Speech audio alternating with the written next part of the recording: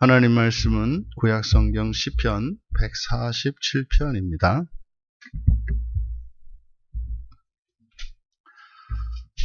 우리 같이 한 목소리로 함께 읽겠습니다. 할렐루야. 우리 하나님을 찬양하는 일이 선하며 찬송하는 일이 아름답고 마땅하도다.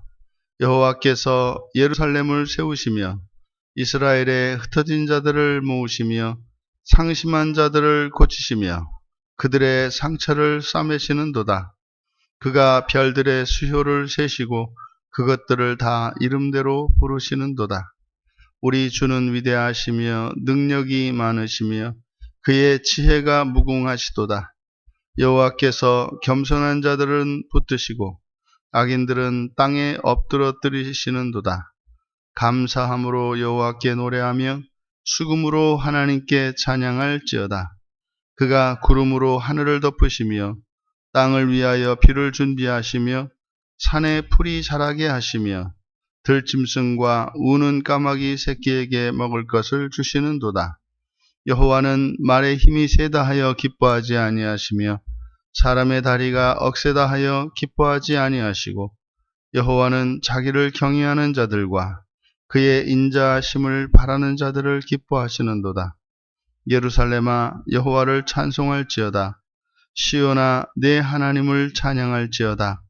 그가 내 문빗장을 견고히 하시고 내 가운데에 있는 너의 자녀들에게 복을 주셨으며 내 경내를 평안하게 하시고 아름다운 밀로 너를 배불리시며 그의 명령을 땅에 보내시니 그의 말씀이 속히 달리는도다. 눈을 양털같이 내리시며 서리를 재같이 흩으시며 우박을 떡 부스러기같이 뿌리시나니 누가 능히 그의 추위를 감당하리요. 그의 말씀을 보내사 그것들을 녹이시고 바람을 불게 하신즉 물이 흐르는도다. 그가 그의 말씀을 야곱에게 보이시며 그의 율례와 규례를 이스라엘에게 보이시는도다. 그는 어느 민족에게도 이와 같이 행하지 아니하셨나니 그들은 그의 법도를 알지 못하였도다. 할렐루야. 아멘.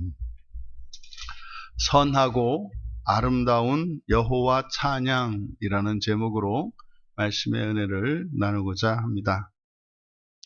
마찬가지로 할렐루야로 시작해서 할렐루야로 끝나는 할렐루야 찬양입니다.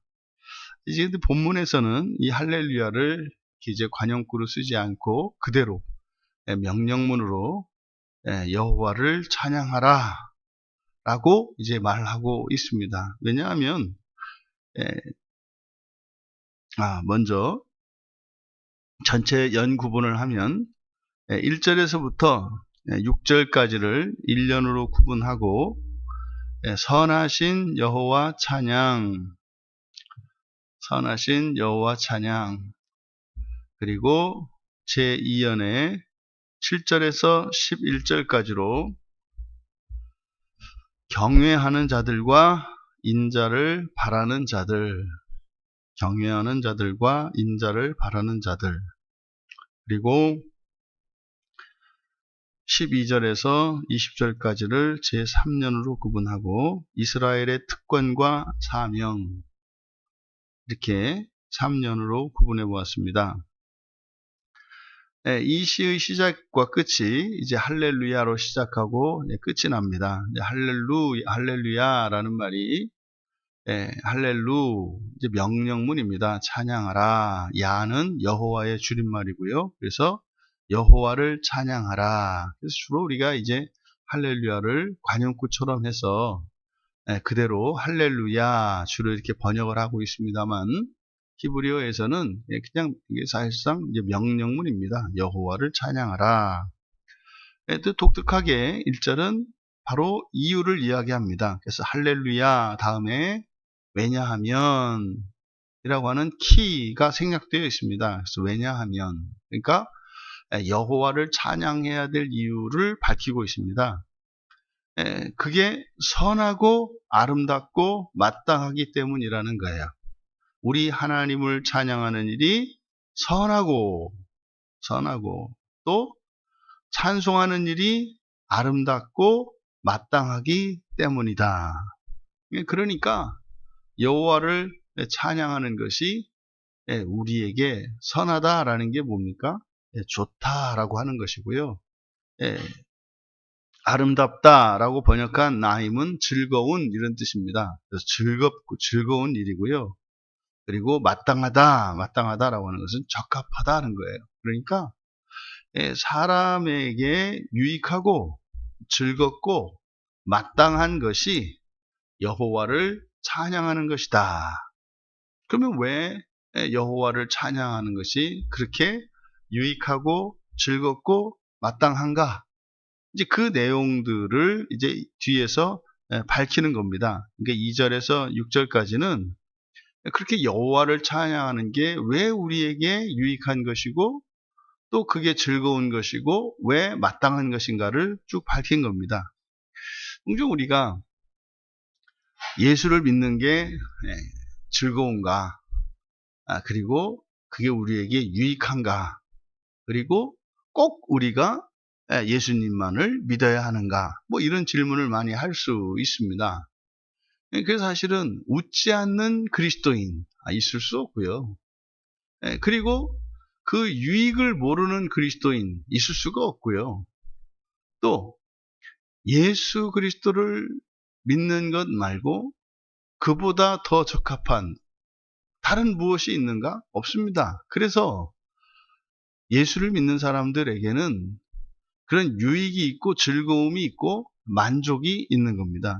그러니까 그 어떤 것에 모자라지도 않고 넘치지도 않는 것이 예수를 믿는 거예요. 그것을 지금 말하고 있습니다. 그럼 왜 그런가? 이유를 이제 우리가 살펴보면, 여호와께서 예루살렘을 세우시며 이스라엘의 흩어진 자들을 모으실 것이다. 이렇게 됩니다. 지금 먼저 전체 이 6절까지의 구조를 좀 보면, 이 시편 147편의 특징이 분사구문을 많이 사용하고 있어요. 그러니까 분사구문은 뭐뭐 하면서 이렇게 되는 겁니다. 뭐뭐 하면서. 그래서 동사는 실제로는 그게 다 동사들이죠. 근데 그것을 전부 분사로 처리를 해서 뭐 하면서 그래서 동사의 사용을 아주 억제하고 있습니다. 그러니까요. 이렇게 뭐 한다, 그리고 뭐 한다, 그리고 뭐 한다, 그리고 뭐 한다, 이렇게 이제 되어야 될 문장을 전부 분사로 바꾸어서 뭐 하면서 뭐 한다, 이렇게. 그러니까 앞에서 이야기했던 유익하고 즐겁고 적합한 그 이유들을 이렇게 분사구문을 주로 사용해서 설명하고 있습니다. 그러니까 그럴 수밖에 없다는 거죠. 그리고 그래서 동사를 그대로 사용한 것은 2절에서 6절까지 3개밖에 없어요. 그래서 2절의 끝에 모으시며 라고 되어 있는데 모으실 것이다 이렇게 됩니다. 모으실 것이다.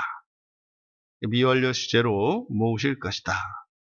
그리고 3절과 4절에서 4절의 끝에 부르시는 도다. 부르실 것이다. 부르실 것이다. 그리고 마지막 6절의 끝에 엎드러뜨리시는 도다. 엎드러뜨리다 라기보다는 이거는 떨어지다. 떨어지게 하신다. 땅까지 떨어지게 하신다. 이렇게 3개의 동사가 사용됩니다. 그러면 2절에 그 분사구문들이 예루살렘을 세우시며 이스라엘의 흩어진 자들을 모으시며 이렇게 되어 있습니다만 여기를 직역하면 예루살렘을 세우시는, 이게 세우다 이것도 분사이기 때문에 예루살렘을 세우시는 여호와께서, 그래서 예루살렘을 세우시며 이게 여호와를 수식해요. 그래서 밑줄 치시고 여호와를 수식하는 걸로. 그래서 예루살렘을 세우시는 여호와께서 이스라엘의 흩어진 자들을 모으실 것이다. 그대로 예루살렘을 이제 교회로 보면 교회를 세우시는 여호와께서, 그리고 나라에 흩어진 자들을 모으실 것이다. 이렇게 되는 겁니다. 그래서요, 우리가 여호와를 찬양하는 그 일이 유익하고 즐겁고 마땅한 첫 번째 이유, 바로 여호와께서 모으실 것이기 때문에 그렇다는 거예요. 무슨 말입니까? 이 구원을 이루시는 일, 우리들이 예수님을 믿고 살아가는 이 일의 목적이 구원, 이것을 풀어서 설명하면은 이제 첫째 부활입니다. 지옥에 가지 않고 부활하는 것이고, 그래서 하나님 나라에 들어가는 거거든요. 근데 그것이 사람의 일입니다만 우리는 그렇게 생각을 하죠. 하지만 여호와 하나님께서 그들을 모으실 것이기 때문에, 그래서 우리가 여호와를 찬양하는 그 일이 적합하고 그리고 유익하고 그리고 즐거운 일이 되다. 왜? 실패하는 일이 없을 거고요. 반드시 그 일이 성취될 것이기 때문에 그렇다는 거예요. 그 다음에 3절에 상심한 자들을 고치시며, 여기서 이제 상심이니까 이게 이제 풀어서 한자로 이렇게 쓴 겁니다. 그대로 직역하면 마음이 깨어진 자들 이렇게 됩니다. 마음이 깨어진 자들을 고치시며, 그래서 보통 우리가 여호와 라파 할 때 라파 고치다라고 하는 라파죠. 치료하는 거죠.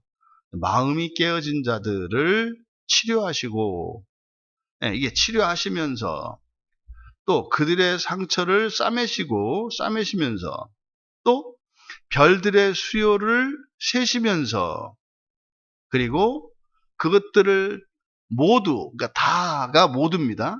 그러니까 하늘에 있는 모든 별들을 하나도 빠짐없이 다 헤아리시고, 그리고 모두 이름을 부르신대요. 이게 지금 뭡니까? 여러분, 하늘에 있는 별의 숫자가 많겠습니까? 이 세상에 있는 사람의 숫자가 많겠습니까? 그거는 뭐 말할 것도 없지. 하늘에 있는 별들의 숫자가 많죠. 그러면 이 세상에 태어났던 모든 사람들의 숫자와 하늘에 있는 별들의 숫자를 비교해도 하늘에 있는 별들의 숫자가 훨씬 더 많습니다. 그러니까요, 하나님께서 하늘에 떠 있는 별들도 하나도 빠뜨리지 않고 다 헤아리고 계시며 그 이름을 부르신대요. 그러면 이 땅 위에 창조하신 사람들을 하나님이 하나라도 놓칠 일이 있겠습니까? 없겠습니까? 없다는 거예요. 없다는 거예요. 이건 지금 하늘의 단지 별들, 사실은 이 별들은 천사에 대한 은유로 쓰이거든요. 그러니까 하늘에 있는 별은 영적 존재인 천사들을 상징을 해요. 왜냐하면 천사들은 일꾼들이기 때문에 일꾼들이 하는 일은 하늘에 있는 별들을 돌보는 일이에요. 그래서 영적 존재들의 숫자가 헤아릴 수 없을 만큼 사람들의 숫자보다 많다는 것을 우리가 알 수 있고, 또 하늘에 있는 그 모든 별들을 하나도 잃어버리지 않으시고 또 그 이름을 부르신다는 것은 이 땅에 태어났던 모든 사람의 이름을 아신다는 거예요. 하나님이 이름을 아신다는 것은 그것은 구원받은 것을 의미합니다. 이것은 종말론적으로 하나도 잃어버리는 자가 없을 것이다. 심지어는 하나님이 다 찾으러 직접 이 다음에 오시잖아요. 이게 예수님이시죠. 오셔서 제자들을 부르시는 이 사건을 통해서 그러니까 특별히 선택된 소수의 사람들만 불림받는 것이 아니라 이 제자들을 부르신 그 사건을 통해서 하나님이 창조하신 모든 사람들을 이렇게 찾아가셔서 다 그들의 이름을 부르시고 그들을 모으시는 그분이 하나님이시구나 라는 것을 밝히는 겁니다. 그리고 5절에서 우리 주는 위대하시고 능력이 많으시고 지혜가 무궁하시고 여호와께서 겸손한 자들을 붙드시고, 여기서 겸손한이라고 번역되어 있는데 이게 아나우거든요. 그래서 겸손한이라기보다는 이 아나우가 가난한, 고난당하는 이런 뜻입니다. 그러니까 이 가난한, 고난당하는 이런 의미를 왜 여기서 겸손한이라고 번역을 했냐면 이 아나우라고 하는 단어의 의미가 고통받고 결핍 가운데 있는 이들이 이렇게 환경에 의해서 또 힘이 없어서 그렇게 된 게 아니라 그렇게 해준 것처럼 해준 것과 같이 그렇게 의미를 부여합니다. 그래서 여기서 겸손한이라고 번역을 했는데 그것은 이 겸손하다라고 하는 이것이 그 가난하고 고난당하는 그것이 이게 수동적인 것이 아니라 오히려 스스로 이렇게 그러니까 고난의 결단에 참여한 것 같은 그런 의미를 가지고 있습니다. 하지만 번역할 때는 그렇게 그대로 해야죠. 고난당하는 자들을 붙드신다, 붙들다라고 번역을 했는데 우드입니다. 우드. 그러니까 우드는 되돌린다는 뜻이에요. 되돌린다. 그러니까요. 우리가 고난의 결단을 하고 고난에 참여해요. 십자가를 지고 고난 속으로 들어가요. 그러면은 하나님께서 어떻게 하신다고요? 원위치시키신다 이 말이에요. 그러니까 이렇게 해야 돼요. 나는 아주 죽을 길로 가. 그 고난의 결단에 참여해서 다른 이들이 겪는 고난을 내가 대신 지겠다고 들어가. 그럼 하나님은 어떻게 하신다는 거예요? 그거를 회복시키신다는 거예요. 되돌리신다는 거예요. 그러니까 어떤 일이 있습니까? 누군가가 물에 빠져 있어요. 그럼 마치 그 사람을 살리겠다고 내가 물속으로 같이 들어가는 거예요. 이렇게 풍덩. 바깥에서 이렇게 줄을 던져주는 게 아니라 내가 같이 이렇게 들어가요. 들어가서 그 사람을 딱 붙잡고 같이 강물에 떠 내려가요. 그럼 하나님이 어떻게 하신다는 거예요? 나를 되돌리신다고. 그러니까 나를 되돌리시는데 내가 그 사람을 붙잡고 있으니까 그 사람도 어떻게 돼요? 같이 나오게 된다 이 말이에요. 그러면 이제 그 둘이 됐잖아요. 두 사람이 또 이제 어떻게 해요? 또 그렇게 흘러가는 강물 속으로 또 풍덩 뛰어 들어가서 또 누군가를 두 사람이 붙잡는 거예요. 그럼 또 하나님이 어떻게 해요? 그 두 사람을 되돌리시는 거예요. 그렇게 해서 한 사람이 두 사람이 되고 두 사람이 네 사람이 되고 네 사람이 여덟 사람이 되고 이렇게 된다고 말씀하시는 거예요. 그리고 악인들은 땅에 엎드러 때리시는 도다. 그러니까 악한 자들이 땅까지 떨어지게 하신다. 시피령이기 때문에. 그래서 악한 자들이 땅까지 떨어지게 하신다. 그러니까요. 그냥 가는 데까지 가게 하신다 이 말이에요. 그러니까 이것을 우리가 기억해야 합니다. 그러니까요. 누군가를 하나도 잃어버림 없이 구원하실 것이고 또 누군가가 이렇게 고난 속으로 뛰어들었을 때 그들을 회복시키시고 또 반대로 이렇게 악한 길로 간다면 또 악한 길로 가게 하신다 이 말이에요. 그러니까 모두의 절대적인 안전과 또 선한 일이든 악한 일이든 하나님이 그렇게 할 수 있도록 허용하신다 이 말이에요. 그럼 앞에서 이미 모두의 이름을 아시고 그들을 부르시고 다 모으실 것이라고 하셨지 않습니까? 근데요. 끝까지 우기고 악한 길로 가면 어떻게 해요? 가게 두신다 이 말이에요. 그래서 원하는 일은 다 뭐하게 하신다? 하도록 하신다. 근데 하나님도 원하시는 일은 다 하신다 이 말이에요. 이게 일련의 그 내용입니다. 그러니까 우리가 여호와를 찬양하는 게 선하다 이 말이에요. 그리고 2연에 감사함으로 여호와께 노래하며, 이거는 적절한 번역이 아닙니다. 너무 의역한 겁니다. 여기서 노래하며 라고 번역한 것은 아나인데 이 아나는 대답하다, 응답하다 뭐 이런 뜻이거든요. 그러니까 감사함으로 여호와께 응답하라. 1988인지 여호와께 감사함으로 여호와께 응답하라. 그러니까 위에서 2절에서 6절까지 그 이유를 쭉 밝혔지 않습니까? 그러니까 이런 분이세요. 이렇게 하세요. 여호와 하나님이. 그러니까 이런 분에게 우리가 마땅히 어떻게 해요? 감사해야 되겠죠. 그러니까 감사하라는 내용이에요. 근데 감사하라고 하지 않고 감사함으로 응답하라. 그러니까요. 감사가 마땅하다는 거죠.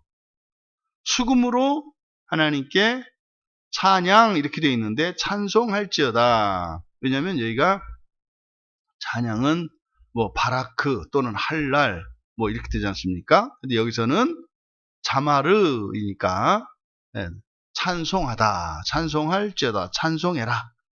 그러니까 감사해라, 그리고 찬양해라 이 말이죠. 그리고 그가 구름으로 하늘을 덮으시며 땅을 위하여 비를 준비하시며, 여기도 지금 다 분사구문들이에요. 풀이 자라게 하시며 들짐승과 우는 까마귀 새끼에게 먹을 것을 주시는도다. 이렇게 또 여호와는 말에 힘이 세다 하여 기뻐하지 않으시고 다리가 억세다 하여 기뻐하지 않으시고, 여기서 힘이 세다 하여 그대로 직역하면 힘으로입니다. 말의 힘으로. 그러니까 동물도 힘이 세고 약하고 그것 때문에 기뻐하지 않는다 이 말이에요. 또 사람의 다리가 억세다 이렇게 되어 있는데, 다리가 억세다가 쇼크입니다. 그냥 넓적다리예요. 그러니까 뭡니까? 허벅지가 굵으면 힘이 더 있잖아요. 그래서 이거를 다리가 억세다 하여 이렇게 번역을 한 건데, 그대로 사람의 넓적다리로 기뻐하지 않으시고, 그러니까 여기서 말하는 게 뭡니까?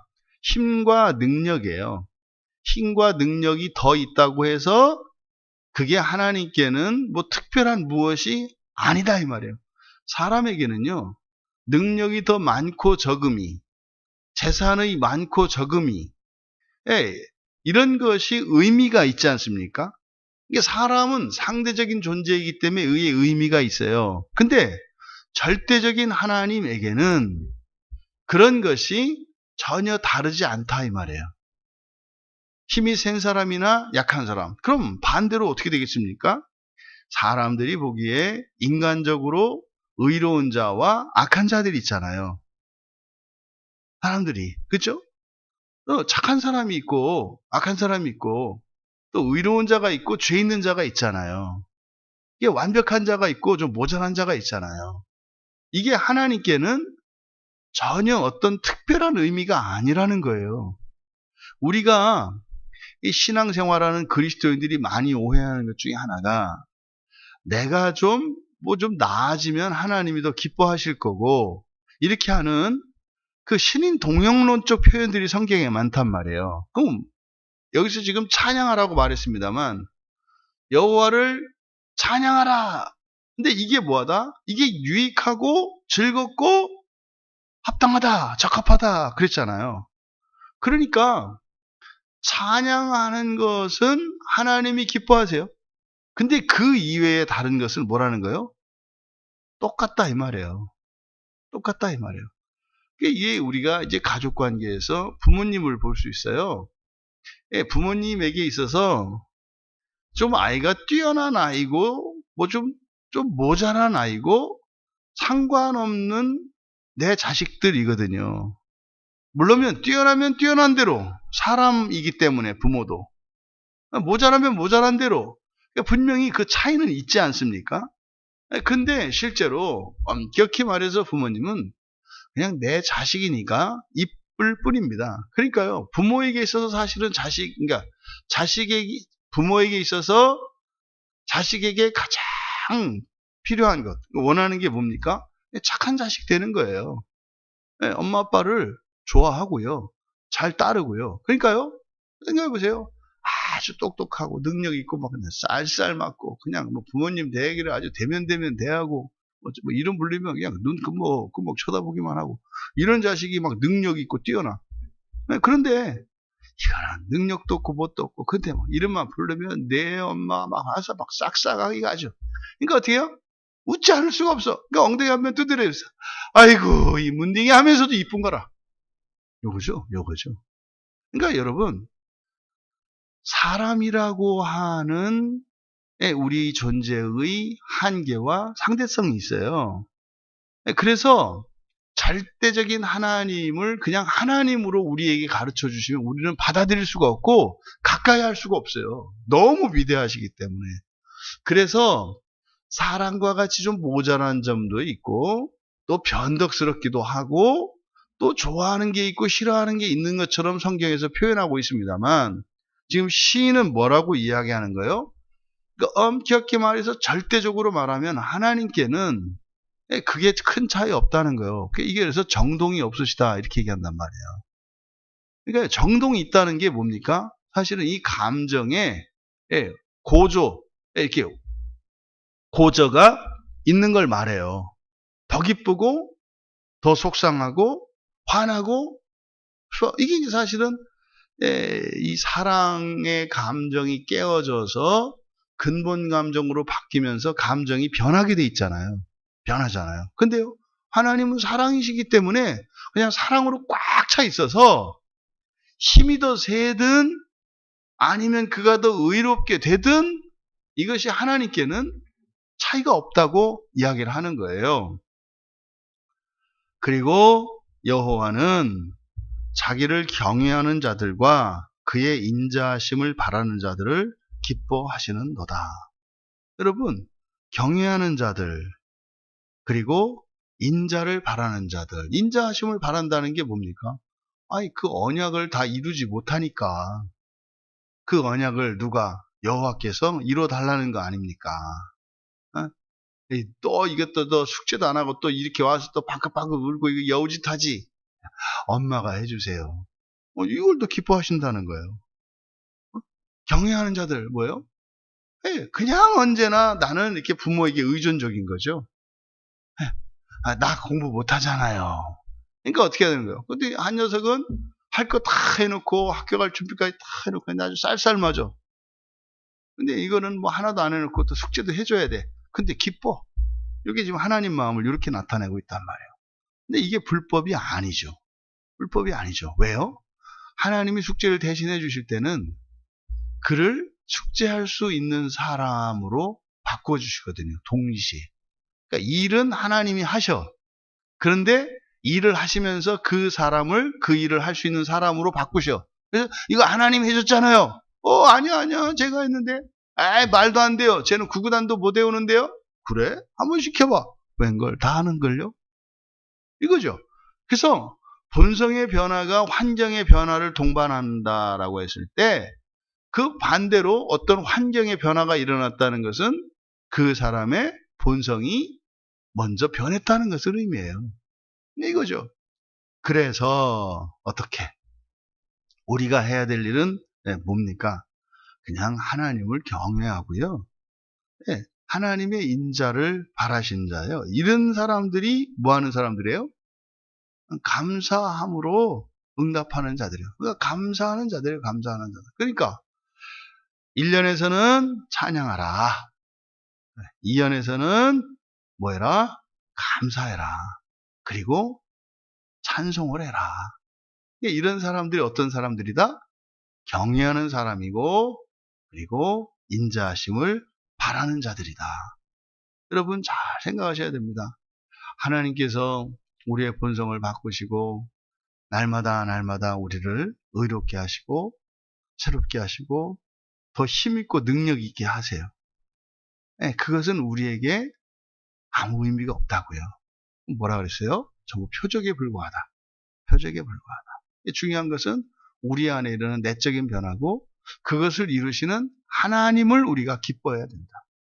그래서 우리의 여호와에 대한 경외심과 인자를 바라시는 마음, 이게 절대 의존적 정서거든요. 절대적으로 의존하는 마음이죠.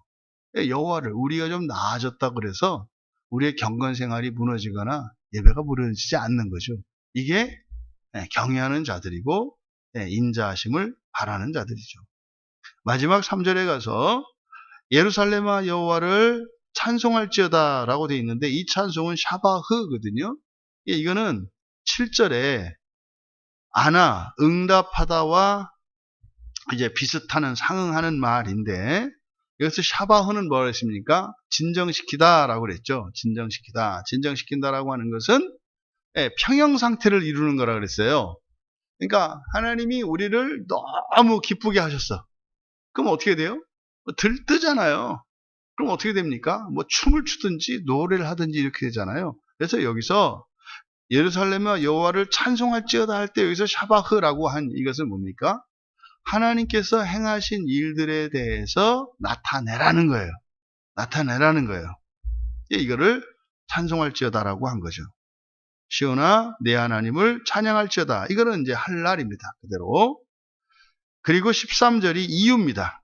왜냐하면, 그러니까 지금 문장의 구조가 1절과 비슷하잖아요. 그리고 1절과 7절과 12절이 결국은 찬송하고 찬양하라는 얘기예요. 13절이 이유를 밝힙니다. 왜냐하면 그가 내 문빗장을 견고하게 하시고 내 가운데 있는 너의 자녀들에게 복을 주셨기 때문이다. 이렇게 돼요. 복을 주셨기 때문이다. 그러니까 문빗장, 인생이고 집이잖아요. 그걸 지켜주시고 그리고 자녀들에게 복을 주셨기 때문에 14절에 경내를 평안하게 하시고, 경내가 경계, 우리 집이죠. 또 우리 교회, 우리 회사, 우리 나라 이렇게 되는 거예요. 모든 경계 아니죠. 그러니까 모든 경계안을 평안하게 하시고 아름다운 밀로 너를 배불리시며 할 때 이때 밀, 뭐 우리로 얘기하면 뭐 쌀, 벼 아닙니까? 여기서 아름다운이라고 번역한 것이 그렇게 요즘 사람들이 싫어하는 지방입니다. 헤레브. 그러니까 기름진 밀 이렇게 되는 거예요. 기름기 있는 밀. 그러니까 아주 뭐 찰진 쌀 뭐 이런 게겠죠. 그래서 아름다운 지방 있는 밀, 아주 기름진 밀로 너를 배부르게 하시고 그의 명령을 땅에 보내시니 그의 말씀이 속히 달리실 것이다. 그러니까 그의 명령이 그의 말씀이죠. 그의 말씀이죠. 그러니까 명령을 땅에 보내시니 그의 말씀이 속히 달리시는도다. 근데 사실은 그의 말씀은 성령이잖아요. 성령, 그의 말씀이 성령이 속히 달리실 것이다. 그러니까 이렇게 평안하게 하시고 밀로 배불리게 하시는 이 일이 사실은 성령으로 말미암아 일어나는 것임을 가르쳐 줍니다. 15절에서. 그리고 16절. 눈을 양털같이 내리고 서리를 재같이 흩으실 것이다. 여기도 흩으실 것이다. 15절에 달리실 것이다. 16절에 흩으실 것이다. 그리고 17절에 우박을 떡부스러기 같이 뿌리시라니, 눈을 앞에서 16절에서 양털같이 내리시며 그랬잖아요. 근데 이게 어떻게 했다는 거예요? 떡부스러기 같이 뿌리신 거래요. 그러니까 우박이 떨어질 걸 하나님이 그걸 가루로 부스러 가지고 눈으로 바꿔주신다고 얘기를 하는 거예요. 누가 그의 추위를 감당하리요? 이 감당하다. 뭐 거기 서 있는 거고 뭐 견디는 거죠. 그의 말씀을 보내사, 또 말씀 성령이에요. 그것들을 녹이시고 바람을 불게 하신즉 물이 흐르는도다. 18절에 그의 말씀을 보내실 것이고 그것들을 녹이고 바람을 불게 하시고, 그러니까 지금 앞에서 16절, 17절에서 눈이 내리고 우박이 내리고 이렇게 자연, 서리가 내리고 하는 이런 일들, 이런 것들을 누가 하신다는 거예요? 성령께서 말씀이 하신다는 거예요. 그것들을 녹이시고 그 다음에 그의 바람, 이 바람이 루하흐거든요. 루하흐. 그러니까 이거를 그의 영으로 할 수도 있죠. 그의 바람을 불게 하신즉, 그러니까 지금 여기서 지금 우리의 삶 속에서 평안하게 하시고 우리가 먹고 사는데 이렇게 기름진 것을 먹고 또 이런 자연의 섭리, 이런 것들이 다 누구의 역사라는 거예요? 성령의 역사라고 말하고 있는 겁니다. 그래서 봄, 여름, 가을, 겨울 계절의 변화가 있고 때가 되면 비가 내리고 눈이 내리고 때로는 우박이 내리고 서리가 내리고, 이게 성령께서 만약에 역사하지 않으시더라면 감당할 수 없는 거다 이 말이에요. 역사적으로 그게 빙하기죠, 빙하기. 그러니까 빙하기는 뭐 정확하게 뭐 이제 과학자들이 그것이 100% 옳다고 할 수 없습니다만은 뭐 거기에 이제 증거들이나 이렇게 여러 가지 지지할 만한 그런 주장을 지지할 만한 근거들이 많이 있기 때문에 우리는 빙하기가 있다고 믿잖아요. 그러니까 그 빙하기라는 게 있었다는 것을 우리가 이런 증거들을 통해서 알 수 있어요. 그러니까요. 와, 성령의 역사가 멈추면, 그러니까 왜 그때 당시에 지구에 빙하기가 있었는가? 그래서 뭐 하늘에 운석이 뭐 어마어마한 운석이 떨어져서 그랬다는 등 뭐 여러 가지 설들을 제고하고 있습니다만은 성경이 얘기하고 있네요. 성령의 역사가 멈추면 이렇게 된다는 거죠. 그러니까 이런 일기 변화나 자연의 섭리나 이게 전부 누구의 역사다? 성령의 역사라는 것을 말하는 거예요. 그러니까 우리가 그냥 두 다리 뻗고 잘 수 있는 잠자리가 있고 말이죠. 우리 자녀들이 그냥 해서 또 지 잘난 줄 알고 이렇게 살고 있고, 이런 것들이 뭐라는 거예요? 성령의 역사라는 거예요. 그래서 우리가 찬양하지 않을 수 없다는 겁니다. 그런데 20절에서 이게 중요한 말씀이에요. 그는 어느 민족에게도 이와 같이 행하지 아니하셨다니 그들은 그들의 법도를 알지 못하였도다. 할렐루야. 이게 이제 여운을 남겨요. 특별히 이스라엘 민족을 택하셨잖아요. 특별히 택하셨잖아요. 근데 그러니까 어느 민족에게도 이와 같이 행하지 않으셨다. 그러니까요. 특별히 선택한 거예요. 이스라엘 민족을. 그래서 하나님을 찬양하게 하셨단 말이에요. 그럼 그게 그 사람들이 얼마나 열심히 했느냐, 많이 했느냐, 이게 중요하지 않다는 거예요. 뭐 하는 거예요? 여호와를 찬양하는 게 중요해요. 여호와를 찬양하는 게. 그리고 어떻게 해요? 감사함으로 응답하는 게 중요해요. 이거란 말이에요. 그래서요, 여호와를 경외하고, 그리고 여호와의 인자하심을 바라는 거예요. 그러니까 하나님을 절대적으로 의지하고, 하나님 앞에서 겸손한 제소로 하나님의 은혜를 구하면서 살아가면 된다는 거예요.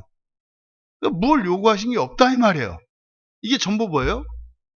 응답하는 것이고 샤바우 진정시키는 거 마땅한 일이다 이 말이에요. 하나님이 어마어마한 일들, 모든 일들, 신상에 관한, 가족들에 관한, 우리의 집과 나라와 민족, 심지어는 이 지구, 우리의 경내에 관한 이 모든 것들이 성령을 보내셔서 성령으로 말미암아 하는 것이기 때문에 우리는 마땅히 그거를 인정하면 된다는 거예요. 당신이 하셨습니다. 이거 하면 된다는 거예요, 이거를.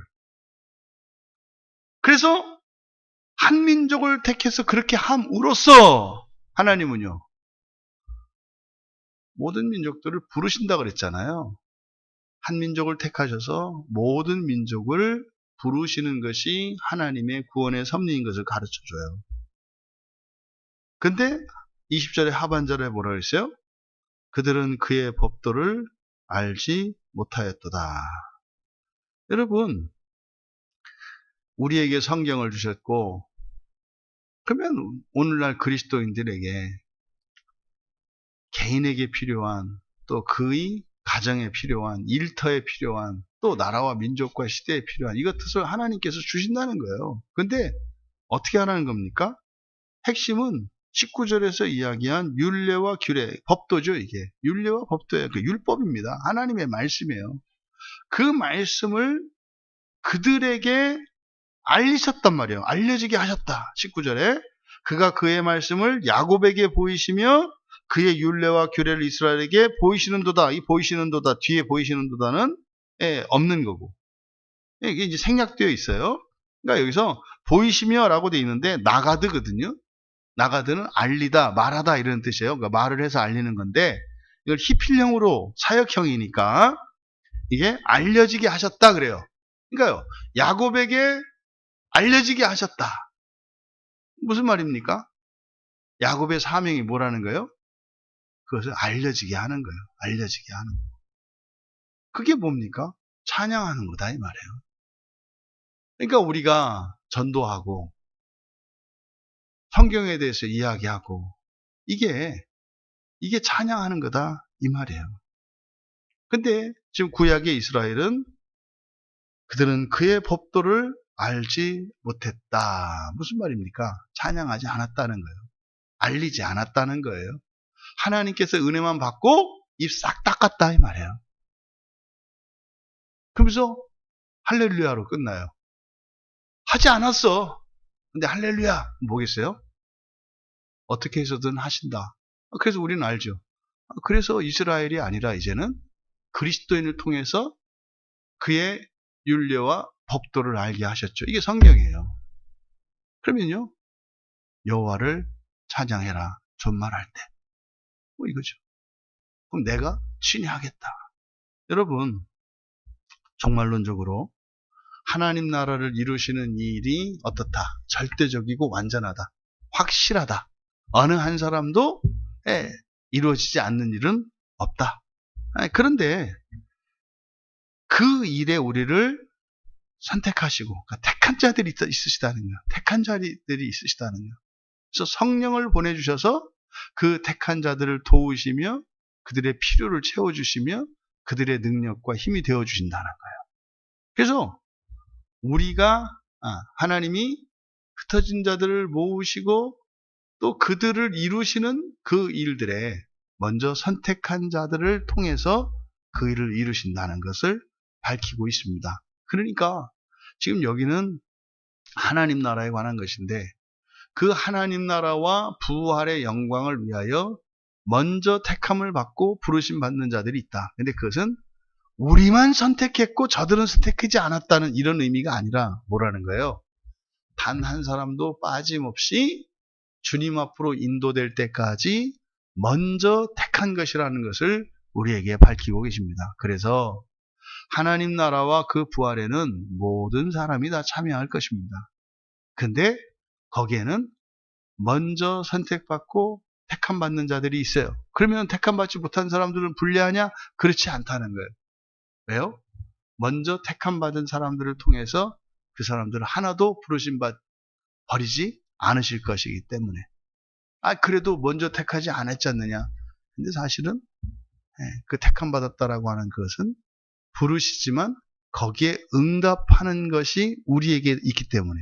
그러니까 바꿔 말하면 응답하기만 하면 누구나 다 부르심을 받는 거예요. 근데 응답함으로써 부르심 받는 그것의 주권은 하나님께 있다고 얘기를 하는 거예요. 그러니까 원리적으로는 하나님이 부르시지만 실천적으로는 우리가 응답하면 돼요. 그러니까 예수를 믿는 일은 모두 다 믿을 수 있어요. 근데요, 그 일은 우리가 해야 돼요. 하지만 우리가 하는 그것은 하나님이 부르셨기 때문이라는 거예요. 그래서 부활에는 실수가 없어요. 조금도 실수가 없어요. 그래서 우리가 여호와를 찬양하는 것은 선하고 아름다운 일이다. 또 적합한 일이다. 이보다 더 좋은 일이 없다. 오늘 하루 우리들의 삶이 여호와를 찬양하는 삶이 되시기를 주님의 이름으로 축원합니다. 존귀하신 하나님, 한 신자의 삶 전체가 하나님께 드려지는 찬양이며 찬송입니다. 사랑하시는 주의 자녀들의 이 하루의 삶이 찬양으로 온 세상에 울려 퍼지게 하시고 흩어진 자들이 그 찬양을 듣고 주님 앞으로 모여드는 복된 날이 되게 하옵소서. 감사하며 예수님의 이름으로 기도하옵나이다.